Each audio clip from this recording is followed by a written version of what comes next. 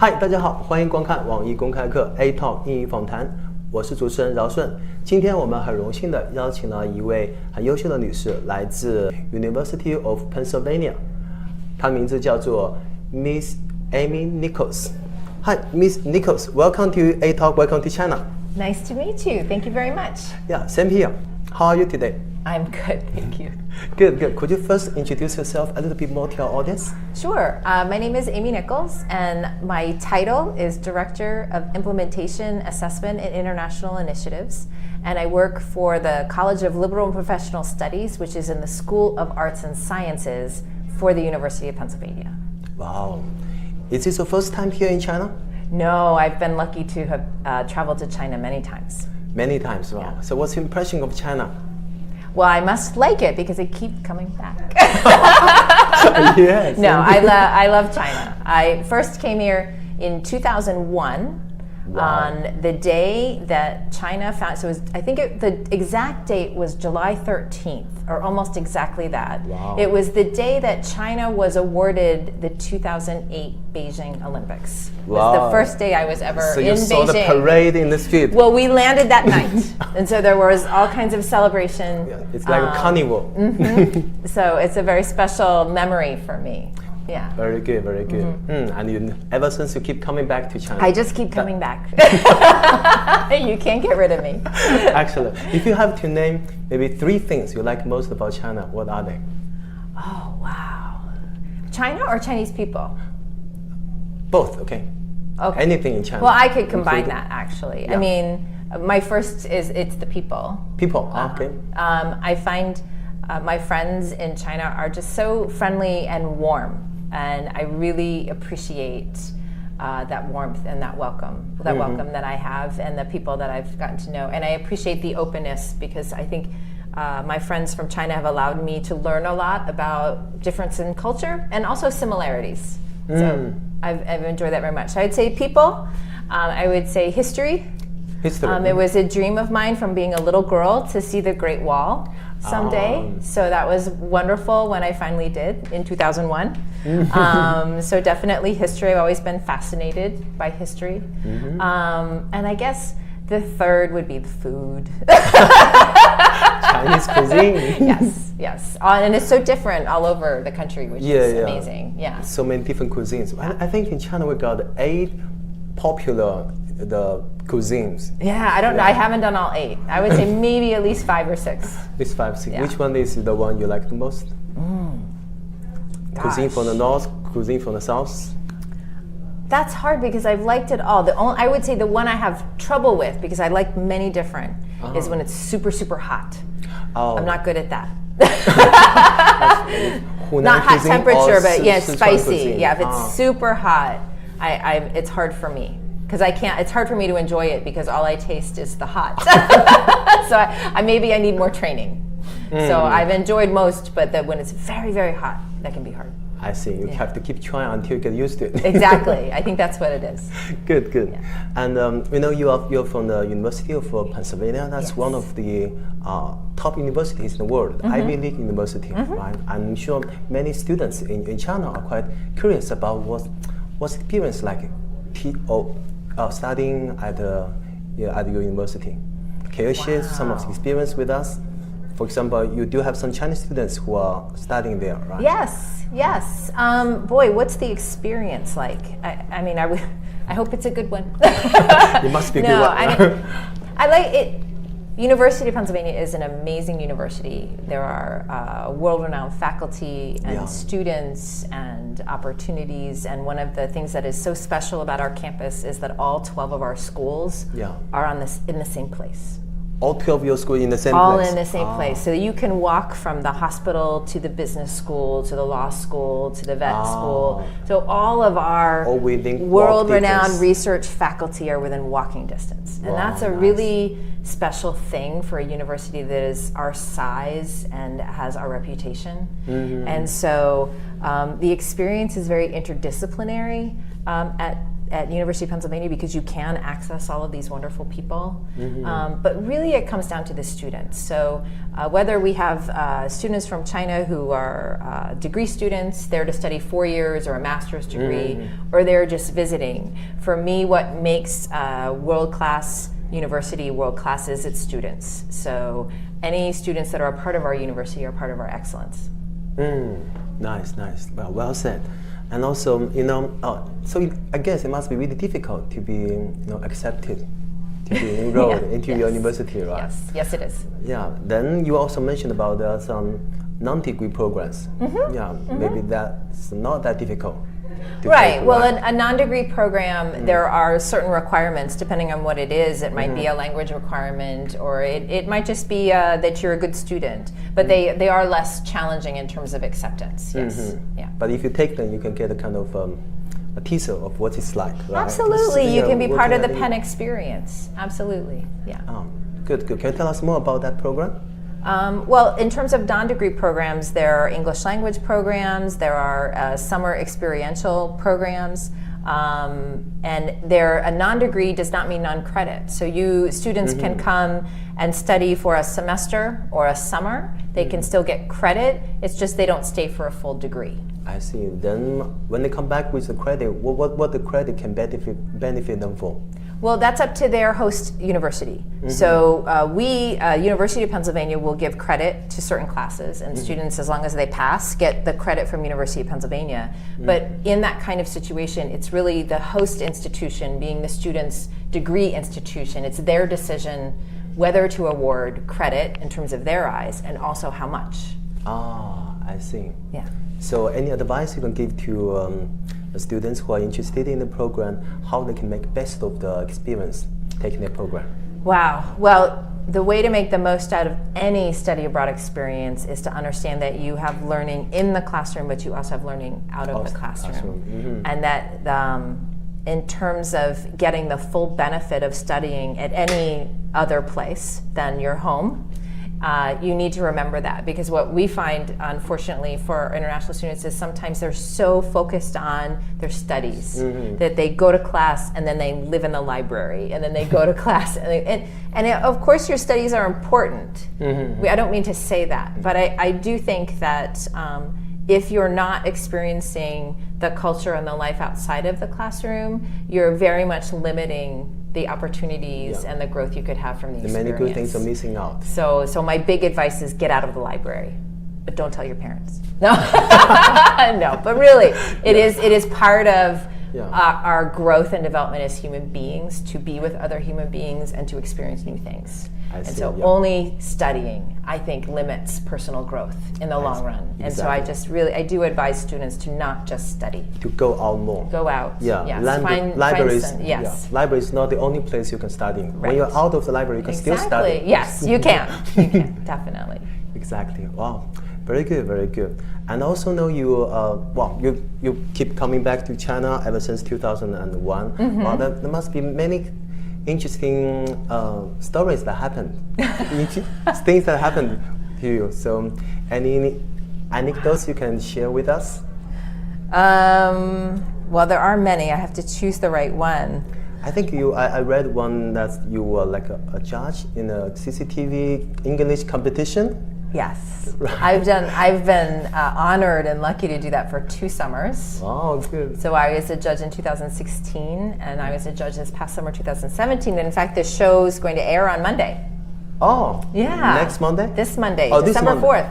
Oh, wow. The show will air. But yeah, the Star of Outlook English Talent Competition. Nice. So I've come here the past 2 summers and been a judge in that program. How do you like it? What's the experience like? Oh, it's so much fun. But the most fun, I mean, it's fun to, I had never before doing it been in a TV studio or, done anything, so that's fun. But the real fun is getting to know the contestants and the other judges, the people. For me, it's always the people. So, And you go, because you are the judge and you get to meet them. I think most of the contestants are really good students, right? Oh, from different schools. They're amazing. And any impression that you have? Their English is amazing because for the students that I get to meet, they're the top 10 finalists in their age group And from what I've heard, the contest starts every year with 6 million. Wow. So 1 out of I'm million. seeing the top 10. They're all amazing. And I'm sure the people that are the runners-up are amazing too. Yeah. So their English is fantastic. And the show really pushes them through lots of different things, which is hard for anybody, you know, whether they're in their first language or their second language. So it's what I've noticed is they all have a really good attitude, you know, because sometimes it's hard and it's challenging. Really nice. All of them are super nice. In terms of their English, as I said, it's wonderful. I mean, and so the only thing that they get that gets to be a struggle, but again, it's hard to tell whether it's an English thing or just the show. You know, they're on a stage with lights, and you know, and people are asking them questions, right? I see, yes, so I don't know whether it's an English or understandable stress. But sometimes it's hard to explain an answer and everything. But when you think about the courage and the work that it has taken for these young people to be on this show, it's just inspiring, no matter what. No matter what. But they're all amazing. Wow, good. Thank you. You got all the amazing experience that you have and saying all the amazing things about China and Chinese people. Based on your experience with many Chinese students, right, international students, what are some difficulties do you think sometimes they are struggling with? The first difficulty students that China have that I work with is confidence. And that's why you'll often hear me as an instructor or as an administrator working on making students feel more confident in the skills they already have. Because really one of the best ways to improve your English language skills is to try them, to actually go out and talk to people. But if your confidence is getting in the way of your ability to do that, you are losing your opportunity to learn. So one of my most important roles in working with students I feel, is to help build confidence. Because much of the good learning that people do in language learning is risky. I mean, it's just risky, right? You might embarrass yourself by using the wrong word or saying something the wrong way. But it's only in those moments where you take the risk, where you really learn whether you could do it right or you need to improve. Very good. And so it's scary. But if you have some confidence, then you're more, I feel like you're more willing to try. So my biggest advice is have some confidence and try and understand that anybody trying to learn a second language, anybody, and it doesn't matter the language, has to take these risks. And so if your goal is to improve, you have to just take the risk that sometimes it might be embarrassing or awkward, but that experience is the way you're going to learn. Exactly, That's also you can remember very well, right? That's the moment I made a mistake. Next time when it happens again, you won't do it again. I won't do it again. And the thing to remind yourself is everybody who learns a language gets embarrassed sometimes. Sometimes, Even your own language, you get embarrassed sometimes. Exactly. I tell people I barely speak English. So, no, but really, it's true, right? I mean, if language learning were so easy that we never got embarrassed, we would all speak all languages, right? All languages, So the most important thing is to have enough confidence to try with whatever you have. And then just keep going and keep reminding yourself, even in those embarrassing moments, that someone else in the world at that very moment was embarrassed too. And we all just get through you're not alone. You're not alone. Very good. And also, I know some Chinese students that got some like old opinion. It's like, okay, whenever they speak English, they're like, okay, my vocabulary is not big enough. Give me some time. I'll go back to maybe lock myself in a library in a classroom to memorize 10,000 words. When I'm able to memorize or remember 10,000 words, when suddenly I'll be able to speak fluent English. Is that true?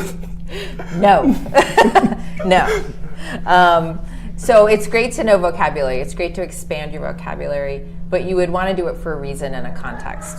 So I encourage students who want to expand their vocabulary to still keep trying with the vocabulary they have. And it's only then, so if you interact with people and you want to improve your vocabulary, talk to people who have a little bit of a better vocabulary. And it's while you're talking to them, you're going to hear the words that they use, and you'll understand what words you might want to know and how to use them. Exactly. Because the hard thing is if you just memorize vocabulary, you don't speak in that way. I mean, we don't speak in lists of vocabulary, right? Exactly, we speak in phrases and sentences. Exactly. So the only way to truly learn vocabulary is to know how to use it. It's not just do you know the word and the definition, you need to know how to use it.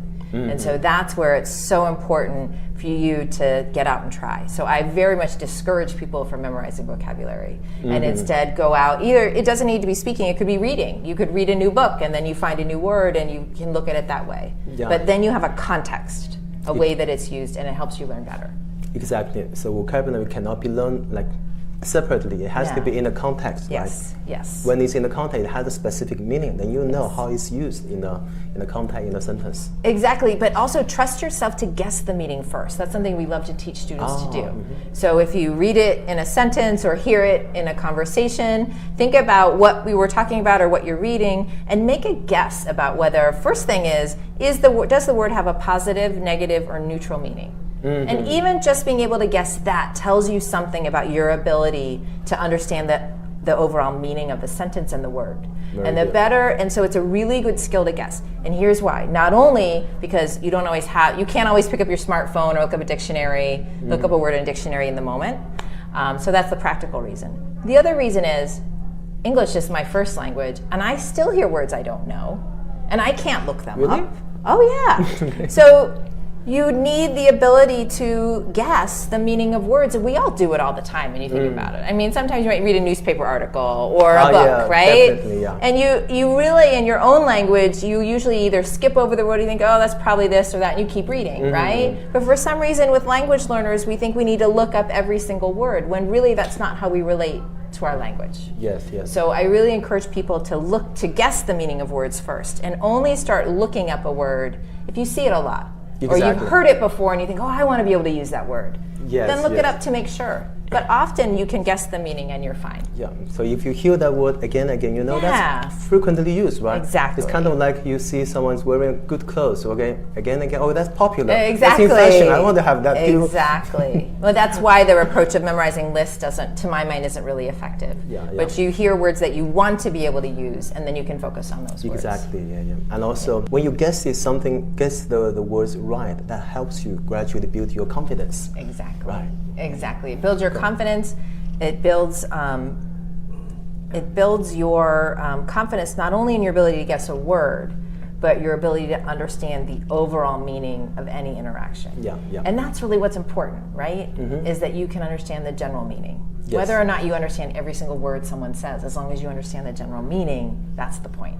Yeah. And then that gives you more confidence to keep going out and talking to more people. And over time, you're going to pick up all these words. Exactly. But it's a little bit by little bit. Yeah. And you have to enjoy doing so. Exactly. Right? Exactly. Good. Thank you so much for sharing those really valuable tips on how to improve English. And also, with a better English skill, you'll be able to take the summer program, right? Yeah. To have better experience studying abroad. Yeah. I mean, just keep on working on your English and understand that if you can, and you can come to the University of Pennsylvania, we'd love to have you, or any other university in the United States, one of the best ways to improve your English is to move to a country where everything's in English. And because then you'll get the true test of your ability to interact in everyday life, buying things at the store, ordering things at a restaurant, and in a classroom, studying the things that are most interesting to you.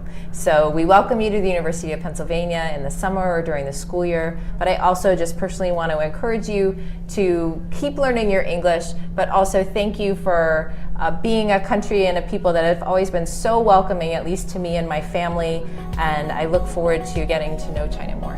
Well, thank you so much for Thank taking the you. interview. Wish you all the best. Thank you.